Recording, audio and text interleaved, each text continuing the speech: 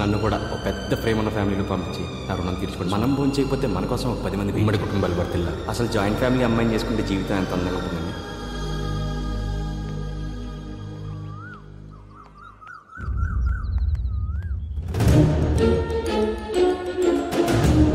ఇప్పుడు హ్యాపీనా?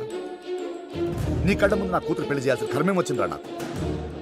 దీన్ని అడ్వాంటేజ్గా తీసుకుని ఏదైనా. నేను అడ్వాంటేజ్ తీసుకుంటే మీరు అసలు నాతో ఇలా మాట్లాడే అవకాశం రాదు. అడ్వాంటేజ్ తీసుకుంటుంది మీరు. ప్రపంచంలో చాలా కష్టమైన విషయం ఏంటో తెలుసారా? నచ్చనోడిని కళ్ళ ముందు వేసుకుని తిరగటం. అన్నా ఇలా ఎక్కడ పెడదామన్నా? తీసుకెళ్ళు, అక్కడ ఏదో క్లారిటీ కావాలంట. తీసుకెళ్ళు.